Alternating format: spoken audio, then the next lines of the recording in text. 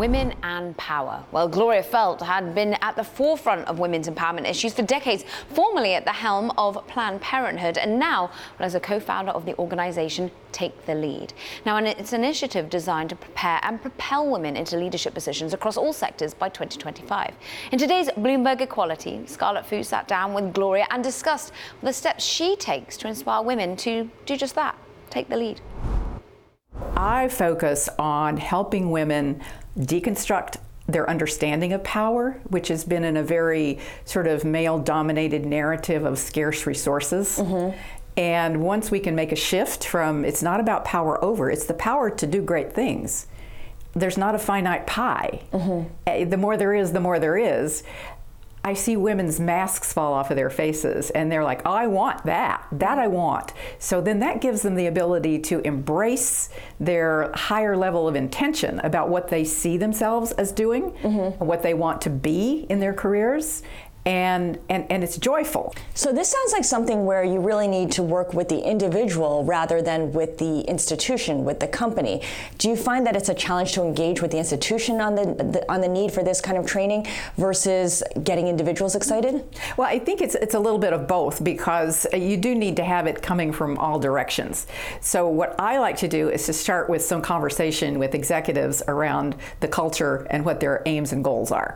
Because once I know that, then it's easier to help women know what or develop their own career trajectory within that. Before you co-founded Take the Lead, you were president and CEO of Planned Parenthood. You were involved in that organization for 3 decades. Talk a little bit about how different the conversation on women's health has become over time, especially in the last couple of years. In one respect, it hasn't changed. In one respect, I'm telling you, so little has changed since the organization was founded, since the first birth control clinic in the United States over 100 years ago. I mean, it's always been about whether women are going to be able to be equal citizens, be able to be in control of their own bodies and their own fertility and make their own decisions about whether and when they will have children and with whom they will have children. So that is at the root of what Planned Parenthood is all about. I think that what's different right now is that the organization itself has sort of framed itself as being primarily healthcare.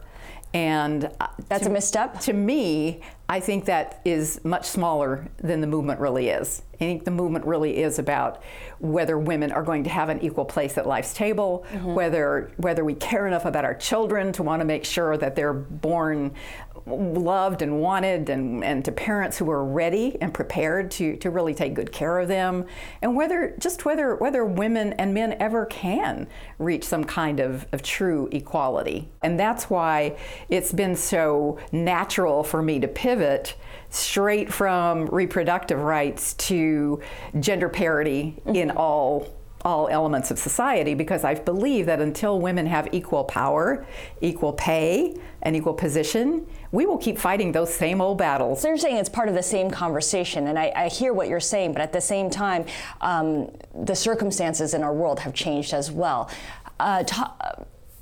Why do you think this approach of focusing in on women's reproductive health is a limiting choice, and how does the current team, the current leadership team, get beyond that?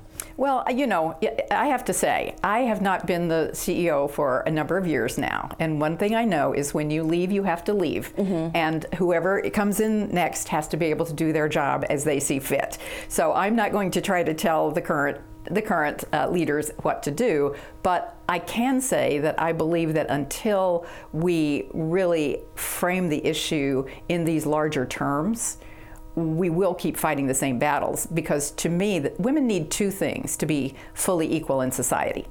You need to be able to have bodily autonomy and be able to make your own decisions about your life and your body and who you will have children with and how many children you will have. You need to be able to do that. I mean, that is health, but it is a lot more than health. The second thing that you need is to be able to earn money, to be able to be financially independent.